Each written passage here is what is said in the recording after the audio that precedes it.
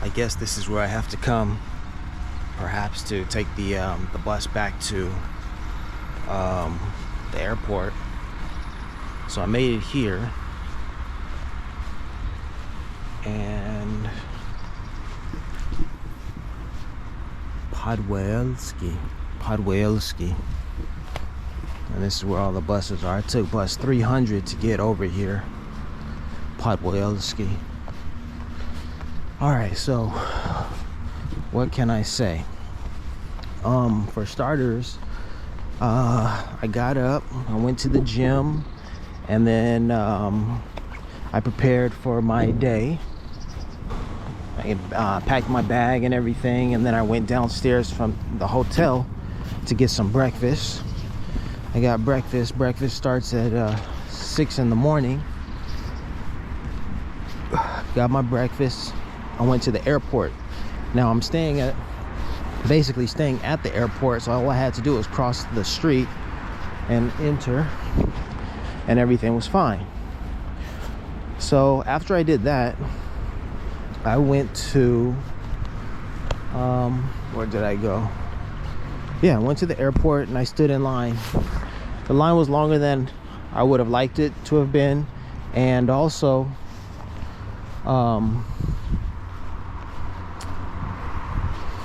let's see, as I'm talking, there are a lot of things that are catching my attention, and so, you know, I'm thinking at the same time that I am you know, walking, and I actually have to use the restroom. I'm going to stop this narrative in a second.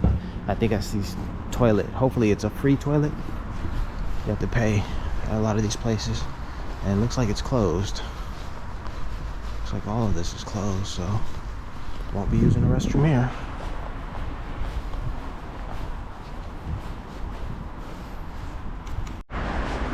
I see a hostel nearby.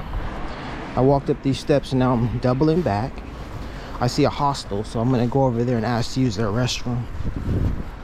Holy smokes, man. All right, so I got to the airport, stood in line, and the line was longer than I would have liked it to have been. And you know, I don't have this, I'm too polite. And so I didn't just run to the front of the line and say, hey, if you don't check me in, I'm gonna miss my flight.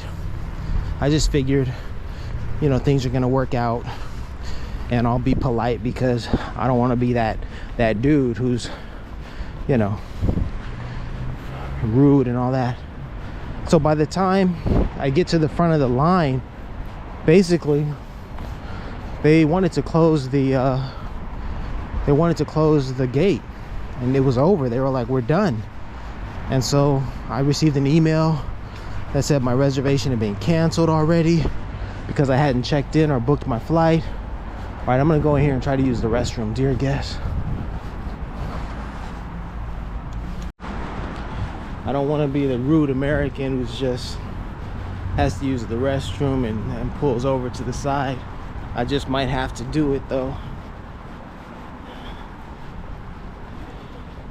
This is pretty bad. I see graffiti over here. Maybe nobody's gonna notice if I just pull up and drop and do my thing right here by the graffiti. Yeah, it's an emergency. Okay, so I just did that. Shame on me. I think I saw a store across the street where I could have run into. I didn't see it before I did that.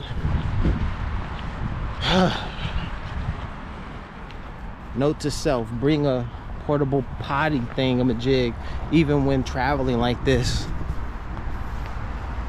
All right, so here's a memorial to someone. Yeah, dig. Yeah. And then there's this fine castle like over there. So what was I saying, man? Yeah, so I got to the front of the line. I received an email that said they canceled my reservation because I hadn't checked in to my flight. I still had 15 minutes to get to the gate, but I had to get through security, and the lady made some phone calls, I guess, to inform the pilot and the crew that they still had customers, you know, being checked in or whatnot. She checked me in, gave me a boarding pass, and told me, you better run. And so I ran to get there, and I ran to get there. I went through the security, pulled all of my belt off, my wallet, my laptop. Luckily I had packed efficiently, and so I just threw everything in there, threw everything out and threw it over there. And then they said, go through, you're fine. So I went through security, went all the way through security, and then I got to and then I had to run to the gate. So I was running through the airport, running to get to the gate. As soon as I get to the gate, I see that there are like 5 other passengers waiting at the gate. They grab my ticket, swipe it, I'm good. They tell me wait. So I don't know if they're waiting, they want me to wait for a decision or wait to board. And I just wait. Minutes pass, and then there's a sign that says gate closed. It says gate closed, and now I've got to, you know, I've got to wait for them to tell me something. So as it says gate closed, right after that it says gate closed, and then they start boarding us. So I made it. They board the last 6 people who were there, you know, myself included. And then after that, there were these 2 young girls from the country of Georgia who were there, and they showed up a minute too late after that sign, after it said gate closed, and they were out of luck. They were told to go and go speak to the ticket attendant and try to find a transfer or another ticket, another flight. So that was pretty rough, you know, to see that just 1 minute's time difference could have meant that I was on board or off. So and I'm thinking about it, saying to myself, man, this is just like too much. They should have just let us on the plane, because from where I was standing, I could just see the plane right there. And I'm like, why don't they just let us on the plane right now? Stop all these little games. So once we walked onto the I don't know what that thing is called, but it connects, you know, the gate to the plane. Once we walk out there, then we make a quick turn and go downstairs, and then I discover that that wasn't our plane. That we're actually going to take a little bus, a little shuttle to the plane. And then things started to get complicated, and I realized, oh, it really wasn't as easy as I thought it was. They actually needed us to board that little van shuttle to take us to the plane, whereby we would just walk onto the plane. And the plane was kind of far away. So anyway, we did all of that, hopped on the plane, and guess what? As soon as I got on the plane, I discovered that there's only like 15 people on the flight. It's not a full flight. And that's when I'm like, are you serious? Like all of that, and there are only 15 people on this flight? So that's what happened. I was like, that's wild. So they welcomed me on the board, and then I put my bag up, and the flight attendant was like, take your seat. And I looked at her, and she was like, well, you can sit wherever you want. I was like, really? What are you talking about? Yep. So that was my introduction to KraKow. That was everything that I had to go through to get here. Now that I'm here, I need to find a taxi to get me to another location closer to the museum. All right, this is it. Got a little stand up, dude. Stand up. I guess I can walk. I guess I can walk where I need to go, but I'm not sure. And what looks like a university is to my left over there.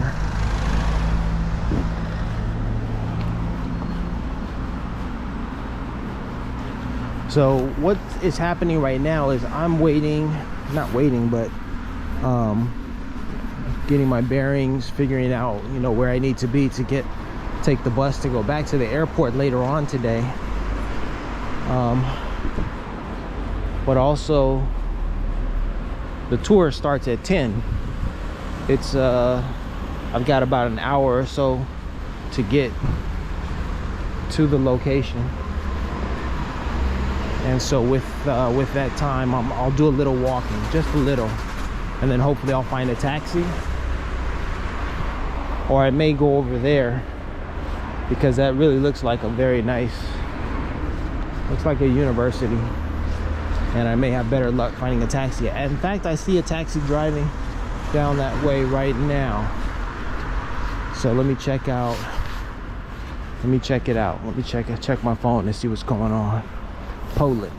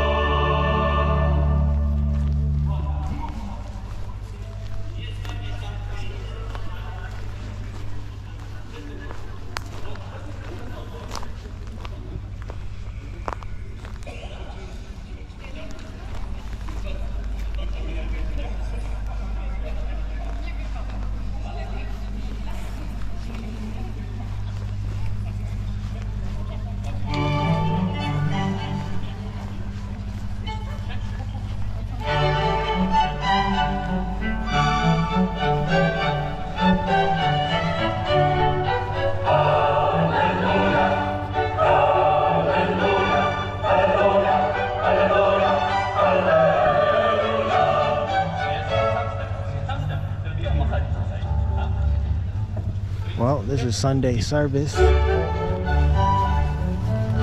I wasn't invited, so I'll go that way.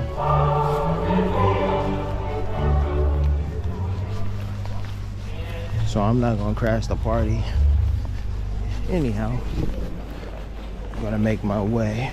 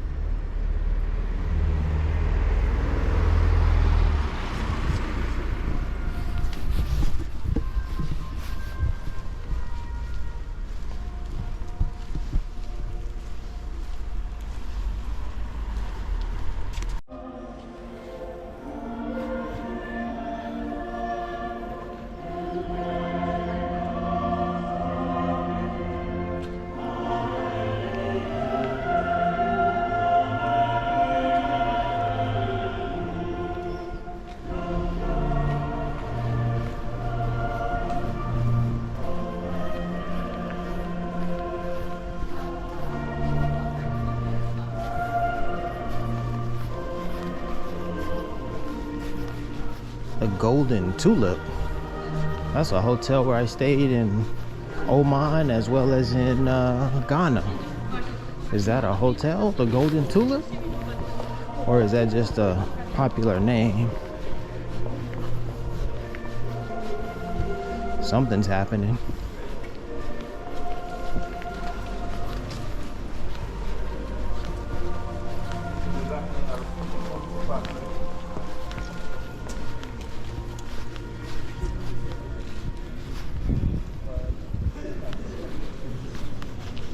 What a day. Police are everywhere. I have no idea what the heck is going on. Well, it is a Sunday. And if the police are out, if the folks are out, man, I just happened upon something quite interesting.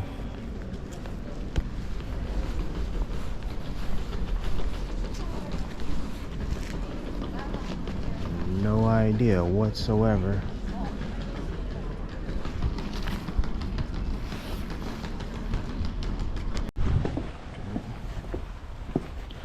Alright, so I have no idea what's happening.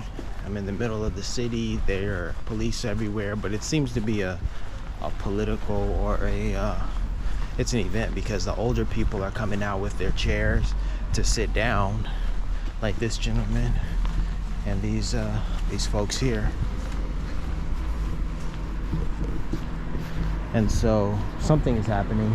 I just read that there's an obituary for the person, the woman, Mimi, somebody, and she held up Schindler's List.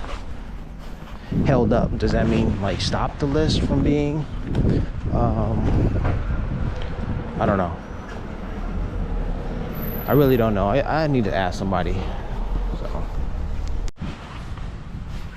it costs more to ride the bus from the airport into the city than a coffee. What did I just say? It costs more for a coffee than it is to ride the bus from the airport into the city. Today they're celebrating Saint Stanislaus. Saint Stanislaus. Okay? So that's what that whole celebration was for. It's going to be a procession down the way. Procession for Saint Stanislaus.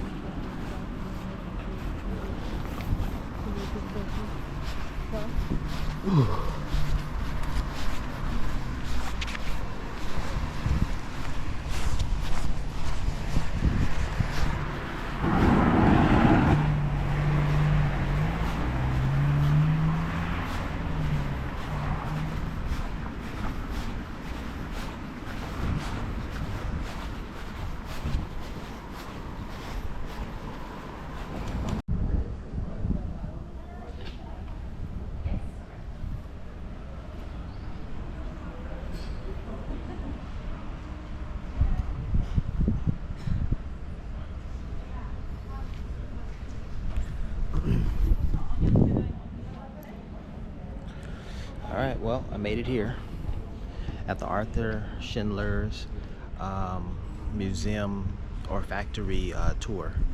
They were all ready for me. They had my name on the list and everything, and it was difficult getting here only because of the kerfuffle, hullabaloo, the situation at the airport where I almost missed the flight.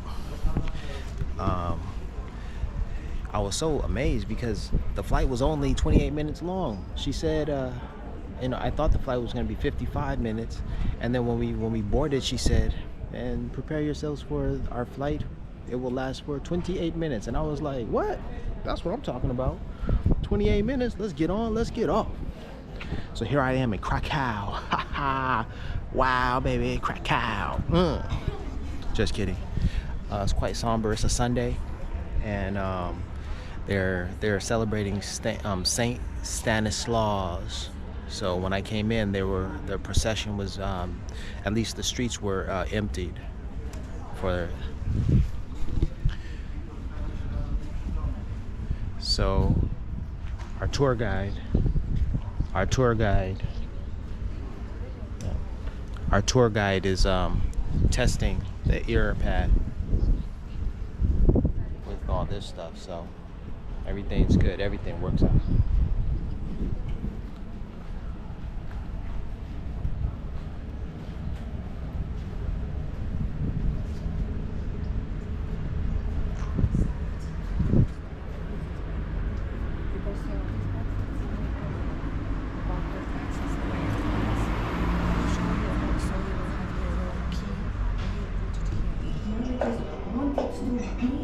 KraKow after the First World War.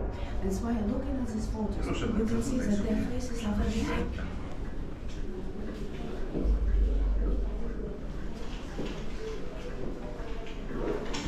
Original cameras from Second World War. The rock, skalka in Polish language. There are some interesting processions, I mean religion processions. So after our tour, you can go there and to see it, because also there were a lot of places for hiking, yes, for going into the mountains, Tatra mountains, and you know this train was very speedy. It took only 2 hours and a half to go to Zakopane. Even today we meet some time, yes, to go there. So let's go.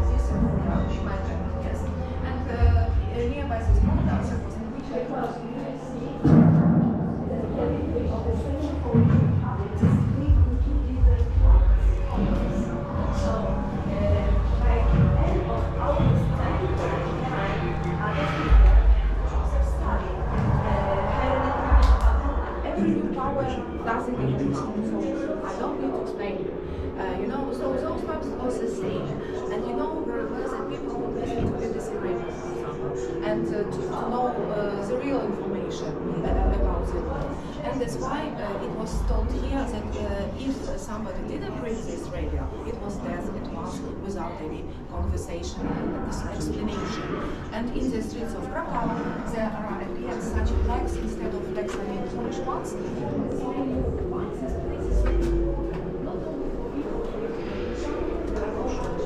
Because there are 2 objects very important here on top of this. The first one is Ethiopia energies, about which is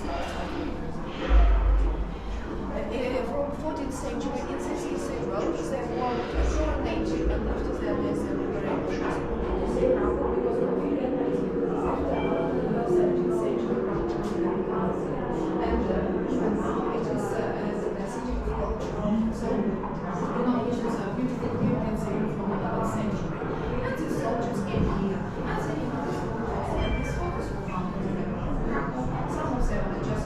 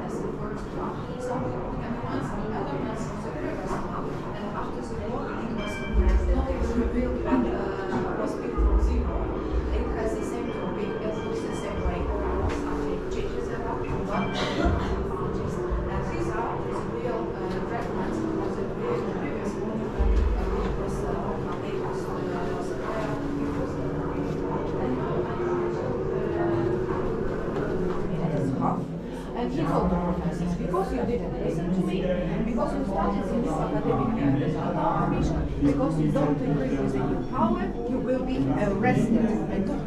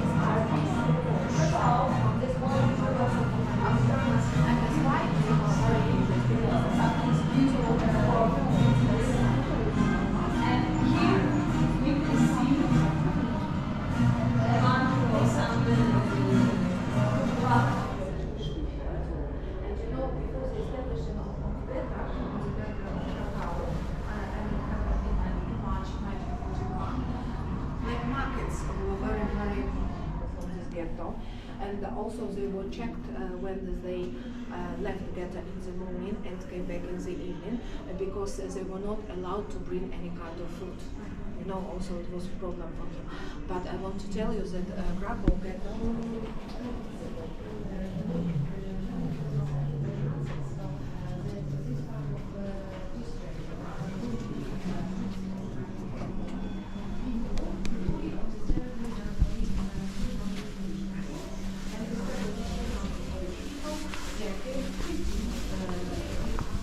3,000 Polish people, and instead of these 3,000 Polish people, there came 15,000 Jews.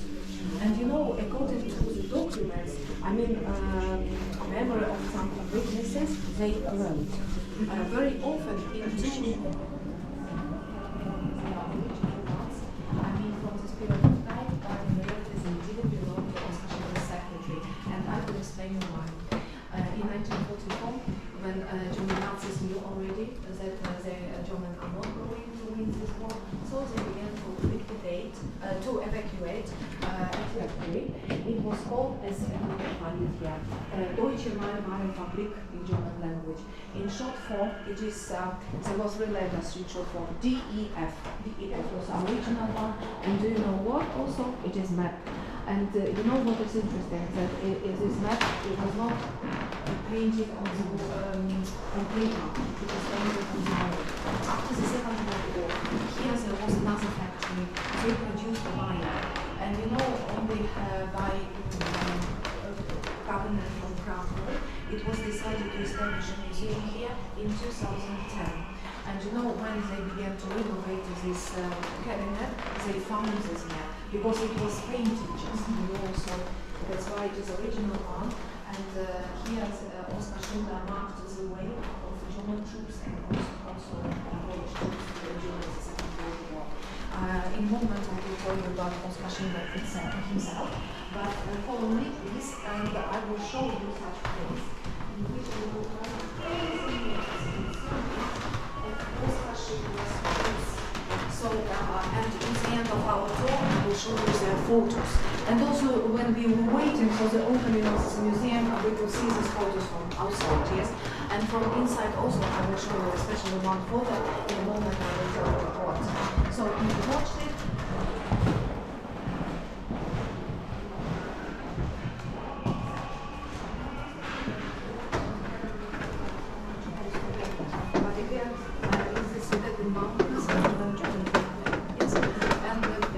also which were during the war on the streets of KraKow. And such one, it was possible to see because you know that Dziuminacja to jest on zielony. No, szpady, tam na wschodzie jest debaty bez. So I could be king with this Jew at once. At once. So radio, it's nothing. You know? And here we can see some tools which belong to Jewish people and the children. I just wanted to show you how unstable there was life of people after the Second World War. So we can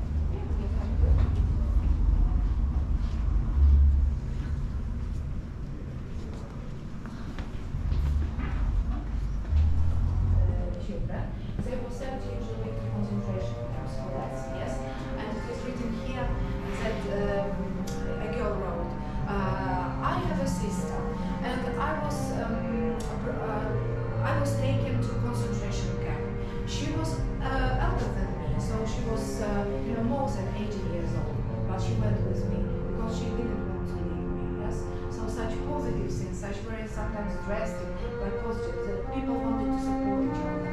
And also in columns we can find the information. For example, I had two columns, and I saw a person who was. It was very cold, and I saw a person who was sitting on the ground.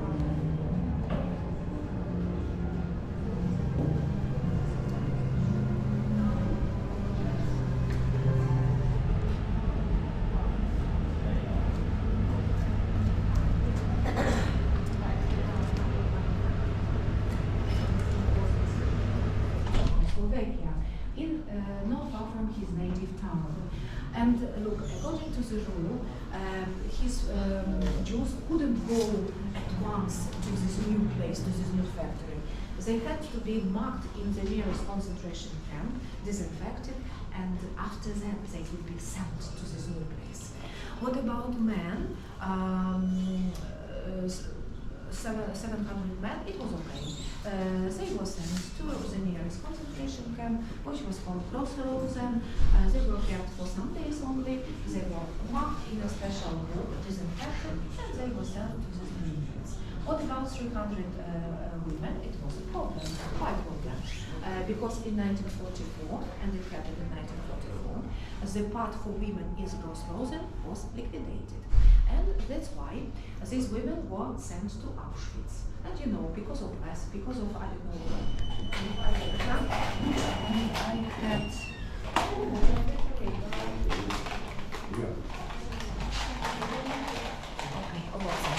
so... Were you disappointed? Is it the way that you did us? Yeah, no, I'm very glad I did. Look, it is Lvovska Street we need to find. Lvovska Street. Because there are two fragments, but in this Limanovskivo, it is situated on the territory of school. And you can see it from the gate. So but you can't can't see close it, And this fragment on Lvovska Street, in the end of it, it seems not Lvovska 1, but Lvovska... How do you spell it? Okay. Lvovska Street. And it starts, when you go...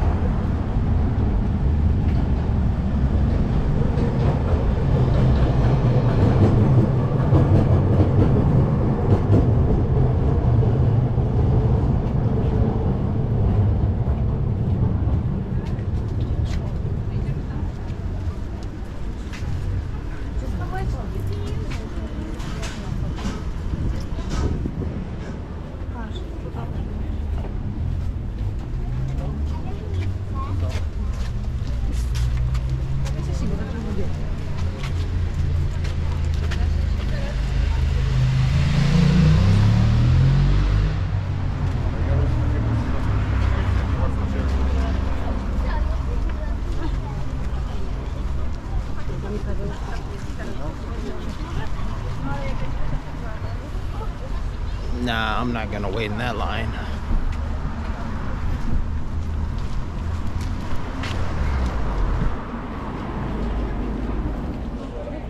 I just happened upon this little area, little flea market type of thing. They're selling all sorts of stuff. Looks like vintage, a whole bunch of vintage stuff.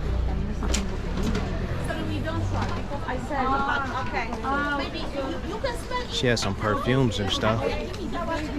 Might be interested in that. Yeah, this place is just got all kinds of stuff out here. Mostly women's clothing. But it also reminds me, you know, of that documentary, Old White Man's Clothes or something like that. They do the same thing in Africa and other countries. You get bundles of old clothes. No, it was called Dead White Man's Clothes or something like that. That's what I remember. Got some stuff. Crystals and things. It's pretty cool. Flea market. A few people are eating these like pizzas on a slice of long bread, like 12-inch bread, and then they've got a whole bunch of nice like cheese and tomatoes and what have you on it. Looks pretty tasty. I'm not gonna eat it though. Just bounce. Oh, this is what's up. I think you can get water out of here. I think you can get like fresh drinking water out of here. Let's see. I wonder what that says. Yeah, so they have this water spout here.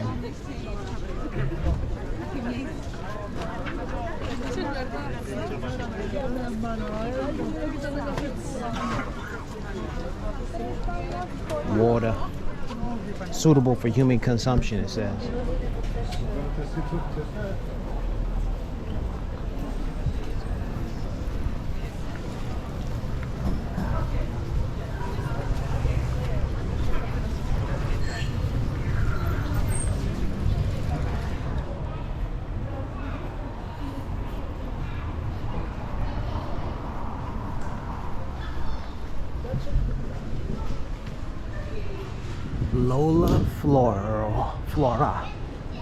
Lola Flora.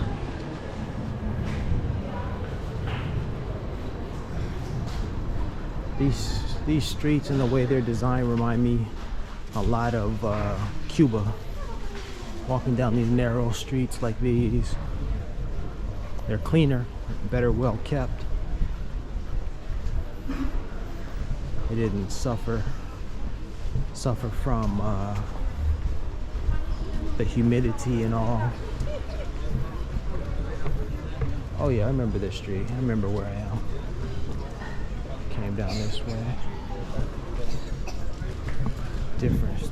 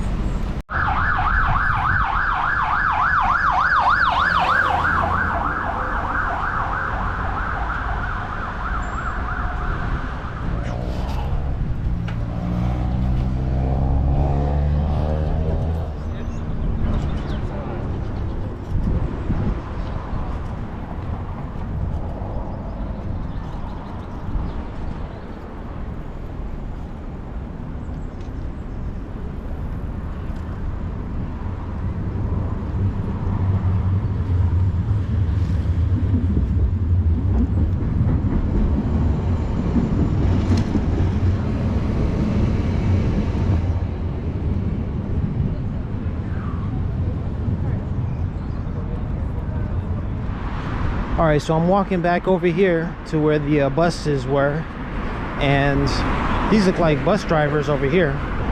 These guys in there's blue shirts and blue slacks and all. Anyhow, yeah, those buses are over there. That's where I'm headed. That's pretty much gonna end my tour of Poland, and I'm gonna leave KraKow having had a 10-9 experience, one that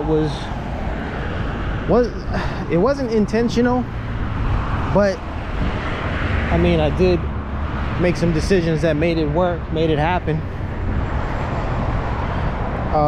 You know, my intent was to go visit Auschwitz, but circumstances did not allow me to do that. Time did not permit. And then I discovered the real reason why I should visit KraKow, to visit the Oscar Schindler factory. I'll say this about that tour. I wanted to know more about the man. The story that was told was a lot about the Polish Jews and their persecution, and you know, what they went through. That's all valuable information for someone who hasn't heard it and you know, has to learn it. But I pretty much got that information from trips to the Museum of Tolerance, watching the movie Schindler's List, and other things. So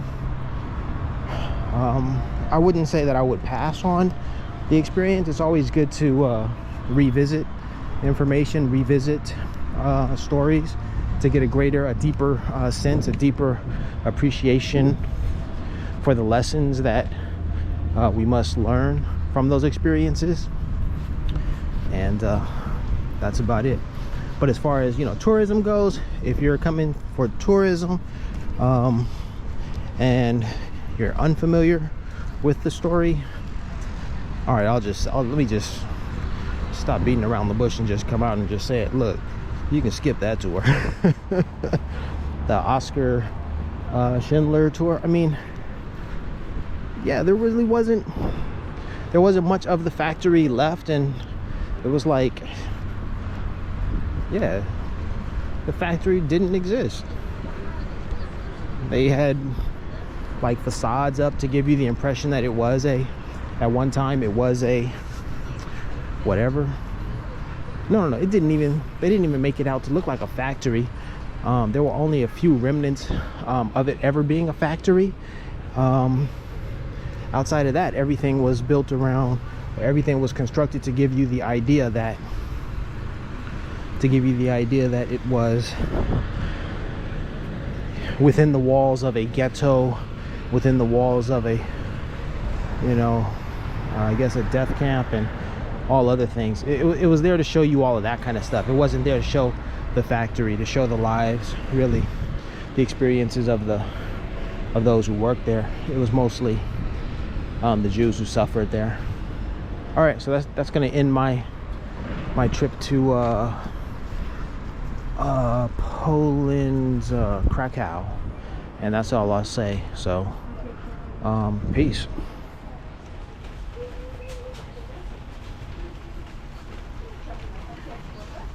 Just minutes after I jumped on this bus, it began to rain. A minute or two afterwards, yeah, it's starting to come down a lot. The sun's still out, there are clouds and all that, and it's probably going to clear up in a short period of time, but it's definitely raining, and folks are getting wet. Not me though. Our tour guide said around 2 o'clock it would rain. It's around 1:50. It was around 1:55 when it began raining. So yeah, the rain was right on time, just as she said.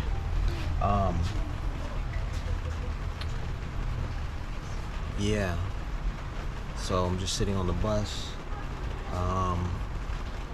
The bus, it tells you how much time there is before it departs. So I knew that I had about 16 minutes to wait before the bus would disembark.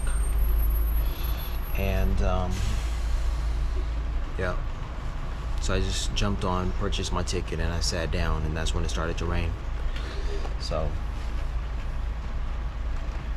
oh yeah, so 10-9.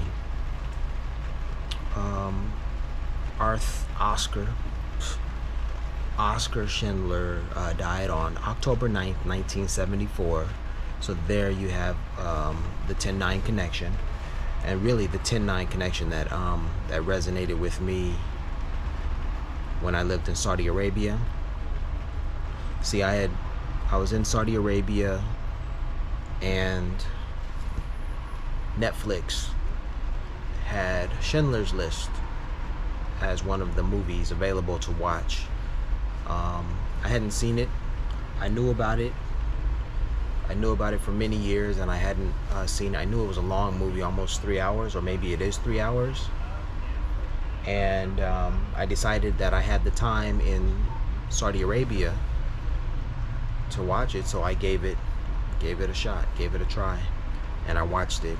And then by the end of the movie, I was so impressed with the story and with Oscar Schindler that I looked him up on Wikipedia to get more information about him. And that's when I discovered he was born on October 9th. And that led me to, at least at that time when I watched the movie, Oscar Schindler, like, really resonated with me because of that connection, the 10-9 thing. And I was like, I was just bugging because it was so random that the movie had popped up on Netflix and that I was available. I mean, it was some evening or some afternoon, and I had the time, and I had I wasn't working, I was off of work, and I had the time to watch the movie, a 3-hour movie, and I said, I'm gonna do it. And then for that connection to have been made, to have discovered that he died on October 9th, that just blew my mind, right? And I thought, wow, that was synchronicity, serendipity, what a coincidence. And so that has led me here, because when I traveled to Warsaw, I thought, what else am I going to see in Poland? I've already seen Warsaw. And then I spoke with a friend, a former colleague of mine, Jessica, who is Polish, of Polish heritage and descent, and she said, go to KraKow. Very different atmosphere, very different scene, and I'm quite pleased with having visited KraKow. So thank you, Jessica, for that recommendation. You know, it's good to know the locals. It's good to know the people who know. You dig? Yeah, she turned this trip into something pretty amazing for me. So I've been to KraKow and Warsaw. And then the other thing is, I took this bus here, and on the way I saw the bus numbers, and I noticed that one of the buses is numbered 109. They have like 109, 209, and something else, but they have 109 as the bus. So I thought, oh, there it is. Yeah. They had the 109 bus in Dublin, Ireland too. I saw that one day. I was walking, and it just happened to cross paths. It was coming in my direction as I was walking, and I saw it. I said, oh, there it is in Dublin, Ireland. I didn't see it again. I looked for it though, but one time I did see it. So it is what it is. These are the 10-9 stories from yours truly. I'm in KraKow, Warsaw. I'm in KraKow, Poland. Next, I'll be flying back to Warsaw, Poland. Peace.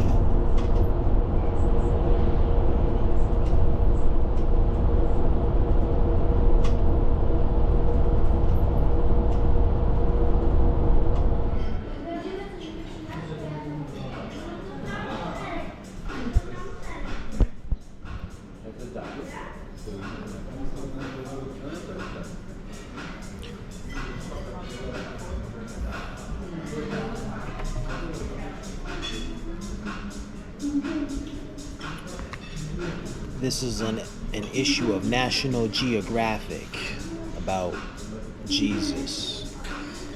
In my travels,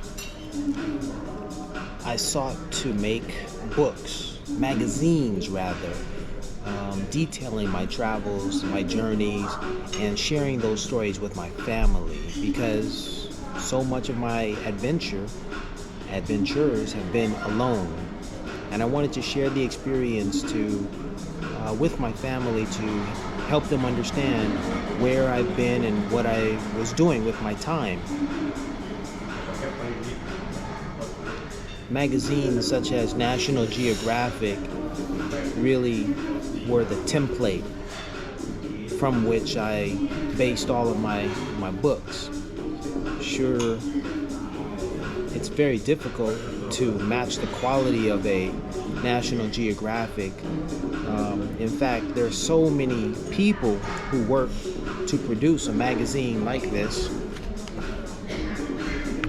that I quickly realized that my books were going to stand alone as testaments of my own journeys, and I would have to work very hard to make the best work and best representation of my work, and forget about trying to match the quality of a National Geographic. I just set my sights on expressing myself and telling my stories with the best pictures I could take throughout my travels. To that end, I've been successful, and I produced at least 3 magazines of my journeys. This particular National Geographic book is based upon Jesus. In fact, it's based upon how Jesus is depicted around the globe. It's about the life of Jesus and the interpretation of Jesus' life around the world. And I have a unique story to tell about none other than Jesus, because just like the pictures and their depictions of Jesus in many different, or rather from many different perspectives, cultures, etc., my story is one that, speaks to people like me and my culture. And in that sense, it's just as valid as anyone else's idea or depiction of Jesus. And that being said, it's quite liberating to simply express, my idea and my views. I don't have to sound crazy for having these ideas. They're simply ideas, and they're simply an expression of the human experience from my perspective.